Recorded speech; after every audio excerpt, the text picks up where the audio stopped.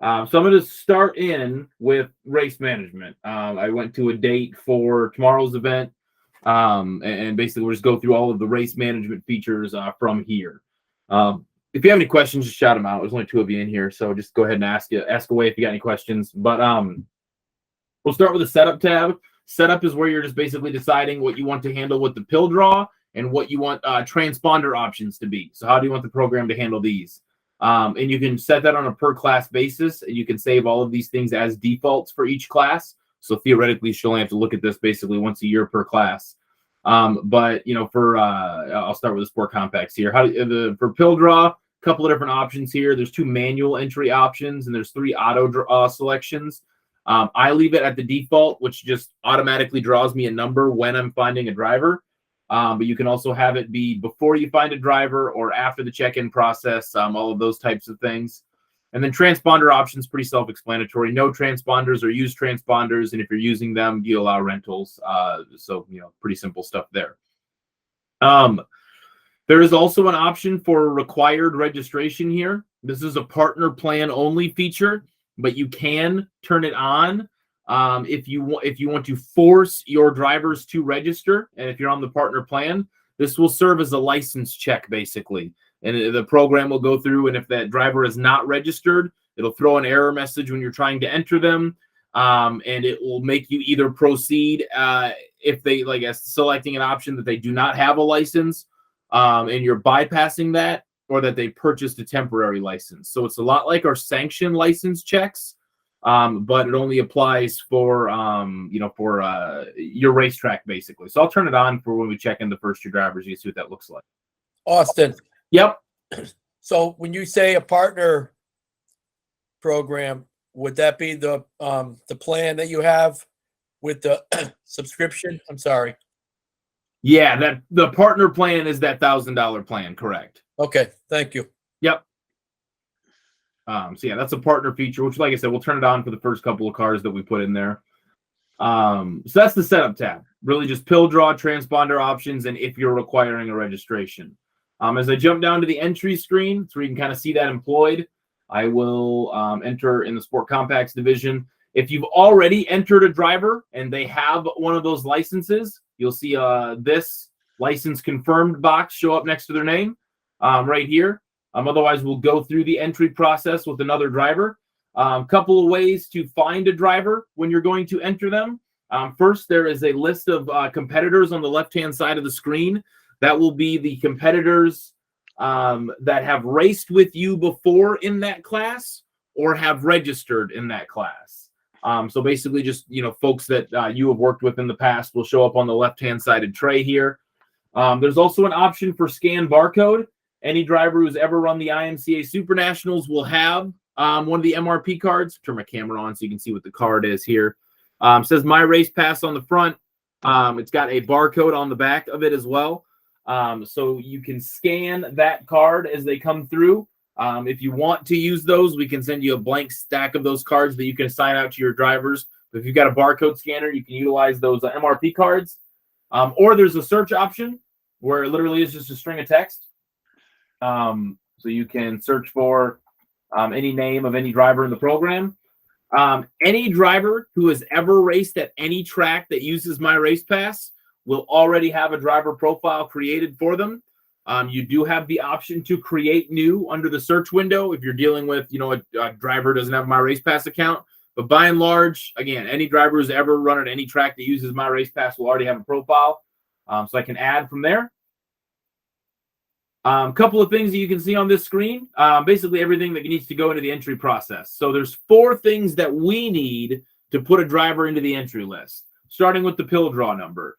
If pill draw number applies for you, that pill draw number will populate automatically. If you have it set to auto draw like I did, it drew me a 29. If you have it set to manual entry, you can type whatever you want in here for whatever poker chip or ball that they draw or whatever. But have it, the pill draw should be set. Second thing is car number, just what it sounds like. I'll put in a 4K for Chris Krug. You can set the number as default so it shows up every time they show up to the back gate. Makes it a little faster in check-in. The program also will not allow duplicate car numbers on a per class basis. So you show up and you're number 23, and somebody else shows up after that and says, I'm also number 23, you'll have to put like an X or an initial or something like that behind their name. I click join webinar. Yeah. Third thing is owner information. Owner exists here as well. It exists for two circumstances. One, if you're doing owner points, which is a fairly rare circumstance anymore. But you can also use it for if someone other than the driver is getting paid that night, you would put that person in as a car owner. So you hit the search button. It brings you to all of the car owners that they previously had. If there is no car owner listed there, you can jump to all owners and type in the name of the car owner that you want to use for that person, and add them that way. You can also add a new car owner from scratch, which is literally just the car owner name, the type of car, and the number. But I'll go ahead and add that car owner. If payout goes to owner, check the payout goes to owner box. If you want to set it as default so it shows up every week, set it as default so it shows up every week. Fourth and final thing is transponder number. Transponder number exists here. If you click in the box, it'll bring up a list of all the transponder numbers that they've had previously. If they're using their own transponder, you can set it as default. If they're renting from you, you can mark the transponder rented box. There is a report that you can run at the end of the night to show you everybody who rented a transponder from you. So that exists as well. So those really are the four things that we need to put somebody in an entry list: pill draw number, car number, owner, and transponder number. Other things in this screen that I'll show you. First up, the lineup override option. You've got somebody who needs to start at the back, either for the heat races or for all races. You can choose lineup override and start them at the back for whatever race they need to be. Payment amount, payment method, and contingency information you won't see. That's something that's really only turned on for Lucas Oil Late Model Dirt Series and US MTS.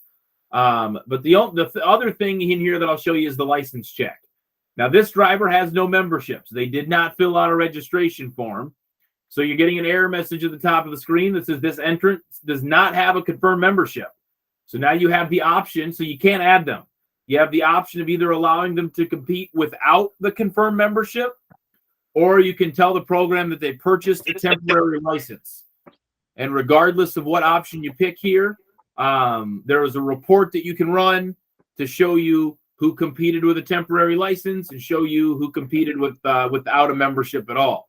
So that's what the license check does. So if I purchase a temp license and add, you can see when you hover, I've got a confirmed license. This competitor has a temporary license. So that's that feature. That's why that exists. So you can easily see and recognize who has a license and who doesn't. So I'm going to actually turn that off so we can enter 10 cars into our event here. We'll go back to entries, go back to Sport Compacts, and I will start entering my 10 cars into my entry list here. This one, transponder number is already taken, so it's not going to let me add that. So there we go. This one will give me the same thing. Apparently, I have a bunch of duplicate transponder numbers in this class. Oh my gosh. Is every driver going to have a duplicate transponder number? There we go. Your ears lowered. You cut your ears lowered.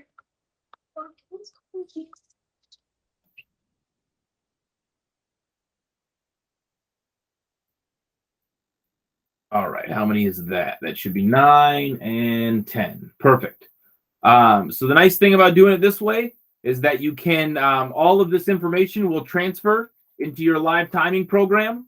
So when you get all of these cars added, all of the transponders added, all of this will export into Orbitz or Westhold, depending on what you're using.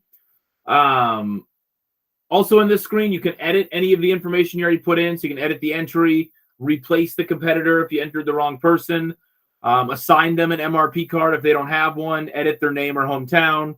All of those types of things exist on this screen in entries as well. And one other option that you have here is you can import from previous races. So using that button will, if you got like a multi-day event, you can import the entry list from a previous event to that night's event as well. So the next step here is the races tab. Races is where you're going to start setting your format for the evening. So you can do a couple of things. You can either copy from previous events, or you can start from scratch, adding a new.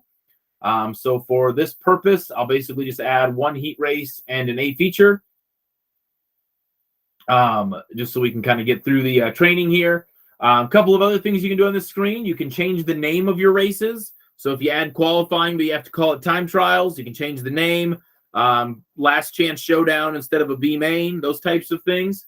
You can add sponsors to your race types as well. So if you've got your, H&H Mobile Home A feature or your Bob's Garage Heat Race or whatever, you can change the names of the sponsors on the races, excuse me. And then you can also add laps. And all of that information will, again, transfer to your live timing system. So if I put in 10 lap heat races and a 25 lap feature, whether it be Orbits or Westhold, it'll recognize that. The other thing on this screen that you'll see is you'll see the transfers, which is probably the number one most forgotten item on this screen. That's the number one thing that I get messages about is, I'm trying to calculate the A main and it says I don't have any cars. Why? Well, it's because you didn't set any transfers. So when you're setting your transfers, your top, however many you want from one race type can go to the next race type. So if that's heat races and you got enough cars for a B main, you can take the top 4 or the top 5 or whatever you need from your heat races to the A and everyone else to the B.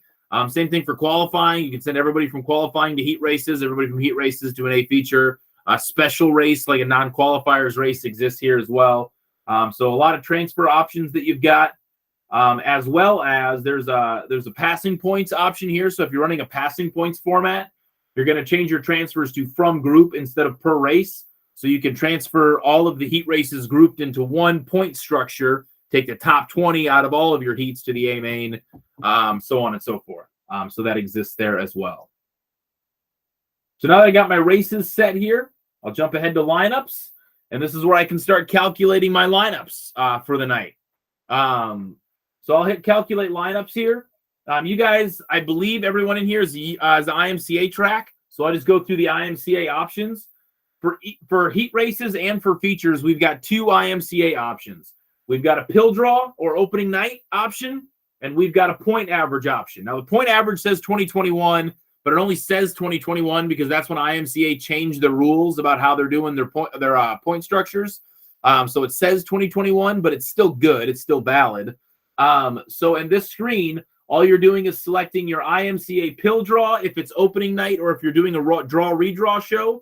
Or if you're doing your point average, select point average. So I'll select the pill draw here and calculate.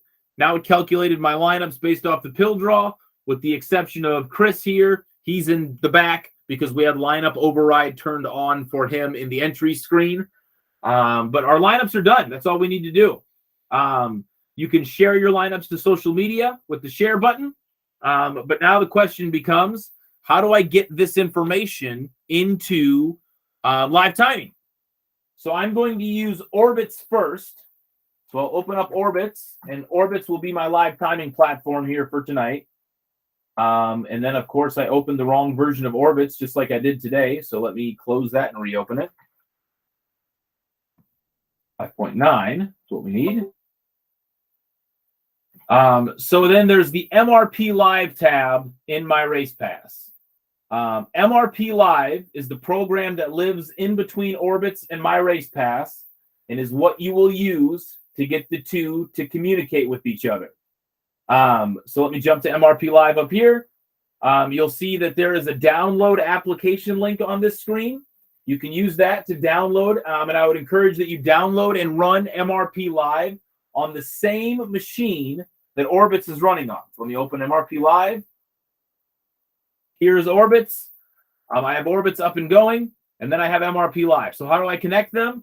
Well, there's this distribution tab that will give you an IP address and a port number. You put the IP address and the port number into the boxes on the top of the screen. You select the Orbits timing system, and then you're set to go. The only thing that will change on a week-to-week basis is this connection code. And actually, I already have the connection code for this event pasted in here. But you paste the connection code in. As long as you're using the same computer every week, the IP address won't change. The port number is always 50,000. So you get it connected the first time, and every time after that, the only thing you have to worry about changing is that connection code. And each event in my race pass will generate its own specific and unique connection code. So I'll connect there. And now I press this Get Lineups button in MRP Live. And what you're going to find is is that this is going to be a repetitive process. You get your entries right, and once you get your entries right, you calculate your first round of lineups. You press get lineups to send the information to Orbitz. Use Orbitz to score the race. You push the results back to My Race Pass. Then you go to your features, and it's the same thing over again. You calculate your lineups in My Race Pass. You press get lineups. You send them to live timing, score the race, bring the results back. All of that basically in a loop over and over and over again. So I press get lineups, and when I come to Orbitz, now in registration, instead of manually putting the information in, I just have to import it. So I import the groups. The groups are the classes, and you only have to do that one time a night. You're only importing your competitor data one time. So I had 2 classes in this event. So I've got my 410 list here. I've got my Sport Compact list here. That's all of the entries data. That's all the entries information. Now when I need to import my lineups for those races, I import the runs. And now I've got my heat 1. I only had 1 heat, remember. Heat 1 calculated, ready to go in Orbitz, ready to time. So you don't have to worry about building a database in Orbitz. You don't have to worry about manually inputting the competitors each time or anything like that. You put your entry list in My Race Pass, and then you come into Orbitz and you just import the classes and the lineups. So I'll time this race in Orbitz, which means that I get to take out Orbitz's track simulator, which is a wonderful fake racetrack that they have available.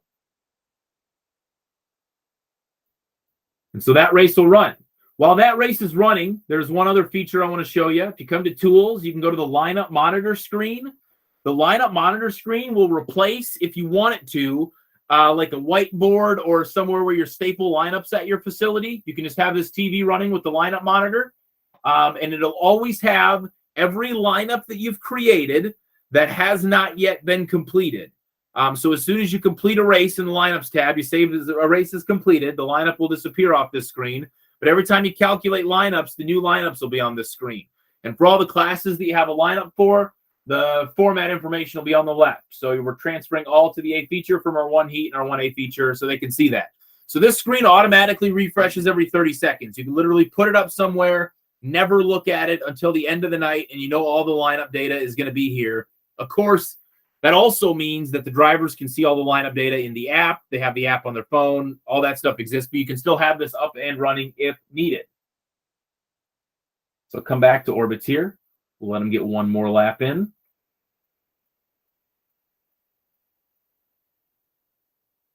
Perfect. So we'll stop that. Come over to Orbitz and checkered flag and stop the race as you're used to in Orbitz if you use that. Now that that race is completed, I can come back to My Race Pass. I can go to the Results tab now because now we're in Results. And you can see there's a link at the top of the screen, or you can click the MRP Live button. Doesn't matter which one you pick. And you can import your results. So there is the results spit out directly from the live timing and scoring platform. You can do a couple of things in the screen. You can mark your DNF, DNS, DQ, or black flags. Or you can do all those things. You can drag and drop if you need to drag and drop. Like, if he actually finished third, but his transponder had stopped working, you can drag him up to third. Do whatever you need to do. Resave. Share your results here. Media format button exists here as well, so you can do all of those things. So we showed you that in Orbitz. Now I'm going to calculate my A feature. But before I calculate my A feature, we're going to act as though we're going to do that in Westhold, so you can see what that process is like in Race Manager. So I'll calculate my A feature 1, and again, IMCA stuff exists here. If you're doing your lineups based off of point average, 2021 IMCA point average exists. If it's a draw redraw night, we can IMCA opening night for draw redraw show. So I'll calculate. Because it's a draw redraw show, it knows how many guys should redraw based off of IMCA rules. So I'll redraw them and save. And we're good.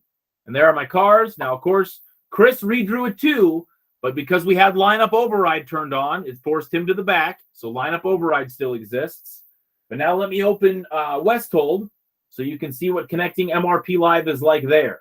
It's really very, very similar. We'll find the IP address. It exists in the network broadcast control box right here. We'll find the port number. Exists in the R monitor box right here. And again, it's the same machine every week, so your IP address shouldn't change. The port number is 50,000. The port number is always 50,000. The port number is 50,000. It's the same connection code for the same event. Again, that's the only thing you'll have to change week to week is the connection code. So I'll connect. And now when I come into, I didn't delete the race that I did earlier today. So let me start over there. So now when I come to MRP Live, works the exact same way. I press Get Lineups. When I go to the Assign tab in Race Manager, you don't have to import anything in Race Manager. It just shows up in the Assign tab. I've got my competitors list for my 2 classes, and I've got my 1 lineup that I had created so far. So works very similarly. And then again, I just time the race as I normally would in Westhold. Looks exactly the same. And actually, while this race is timing, I want to show you one other feature in my race pass.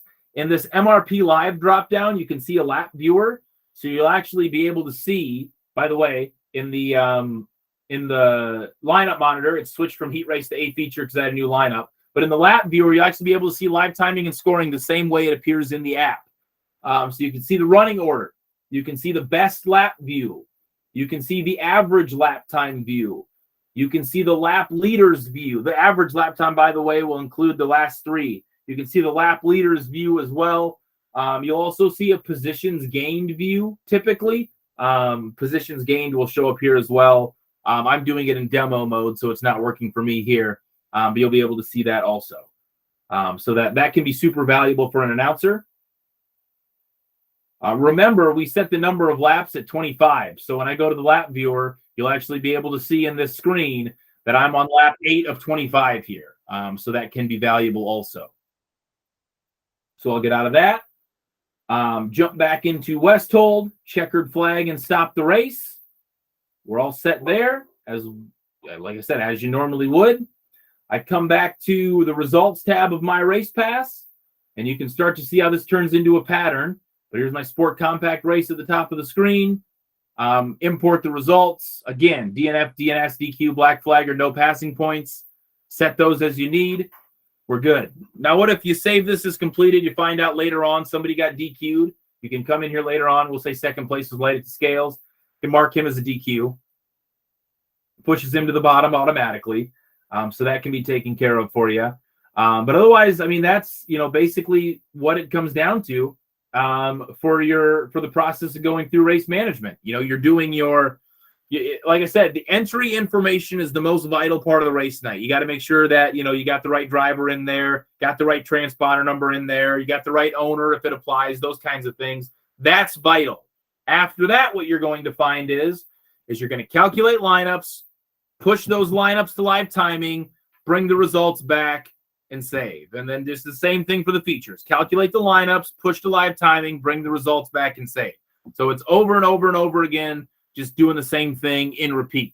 So when you get comfortable with that process and that interface, things really, become fairly easy on race night up in the tower.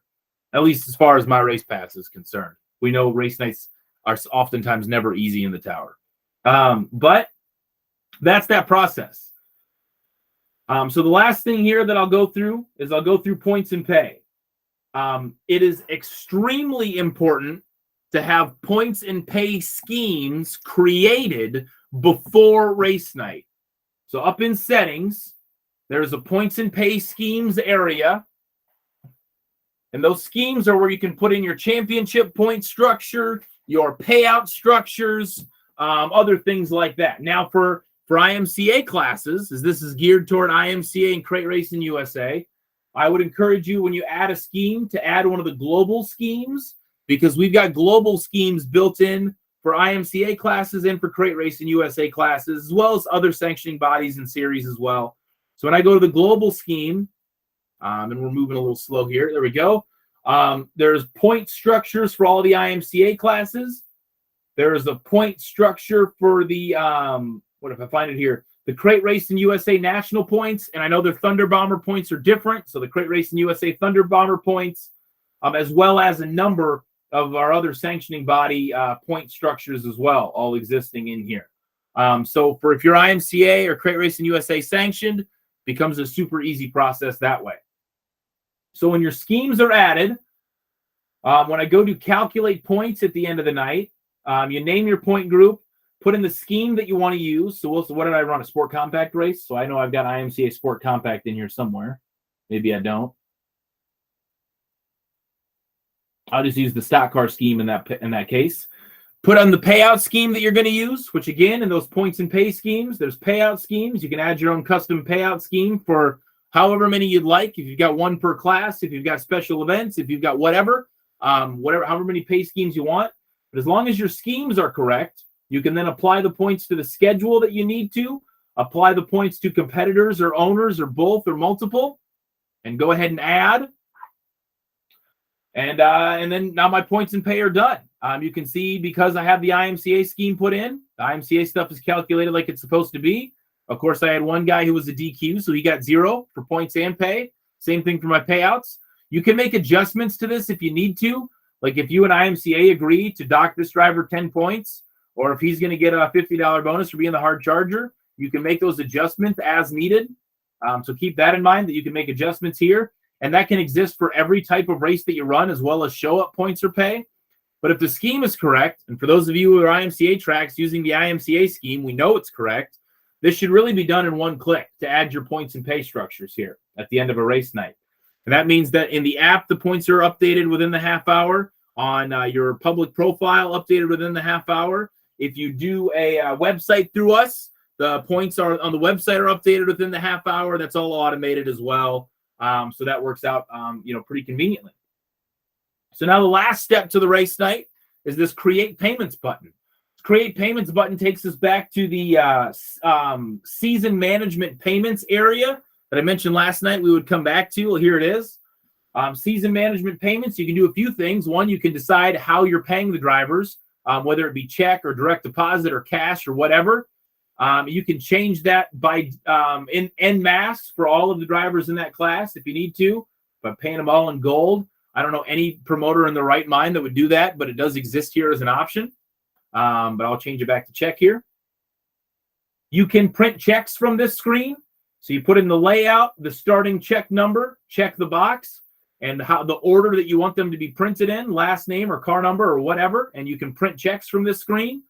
So if you got checks coming from your bank, just tell us what the format is, and we can make sure that it works for you with the margins and those types of things. The other things you can do here is you can print a report that I use for drivers signing for their payout at the window. So if your driver's getting paid that night, whether it's cash, check, whatever, you can have this report hanging on the counter. Payee's name is on the left. If it's a car owner, the driver's name is in parentheses, what they were owed, what they were paid, and I have them sign in the white space so I can keep track of who's gotten paid that night and who hasn't. You can print mailing labels. A lot of tracks send out their payouts during the week after the event, so you can print mailing labels to send those payouts out. And then you can export all of this information to QuickBooks as well. So send it directly to QuickBooks that way. Last thing I want to show you here tonight, like I said, I knew tonight was going to be short, but one of the reports that we have specifically is the 1099 report. 1099 report, let me see if I can find it here. There it is. We'll show you on a competitor or an owner how much was made by that person throughout the course of the year, as long as it was more than $600, and you can filter that to show you all payees or just $600. You can filter it by year as well if you need to look at past years. And then it'll also give you a payee by payee breakdown of how much they made on every night throughout the course of the year. The event date, the date the payout was created, the class, the amount, all that stuff, the total. So you can start to audit your list, especially come end of the year. That's super valuable. There is a new feature that we've added to this report as well at the top. It'll actually show you all of the events that you did not create payments for. So whether that was intentional or whether you missed one by accident or whatever, now you can create payments for any that you had forgotten up here at the top of the screen as well, the Create Payments button. Once that's the way you want it, there's an export option. You can export it as a PDF or an Excel sheet. And just to give you an idea of how I handle 1099s, there's an mrphelp.com article that I've created for the 1099 report. I'll paste that link in the chat. But I work with a program called W2Mate, And I've got in a video, an entire video, it's about 8 minutes long, that outlines my entire process. And the process in a nutshell, and I encourage you to watch this video, is to export my report as an Excel sheet. I then, in that same Excel sheet, manually type in the social security number for everybody, because again, we don't capture social security number in registrations. So I'll manually type in the social security number for everybody. And then I'll import that into W2Mate. And then in W2Mate, you can customize the column headings to be fields on your 1099. It's an automated process to show you how to do that. And again, I'll put the link to this article in the chat here. And then once it's in W2Mate, now I can either A, print the PDF. So you can go to your tax office, get the W2 paper, print your W2s on your own printer, and do your W2s that way. Or you can export all of the information as a PDF, send it to your tax office, and they can have the W2s printed themselves waiting for you there, however you'd like to handle that. But I've outlined that process in this video. So when it comes to 1099 time, you can have all the payout information, the address, all that kind of stuff. All you have to do is apply the social security numbers and export. Makes life a lot easier at the end of the season. But that's really all I had intended to show you here tonight.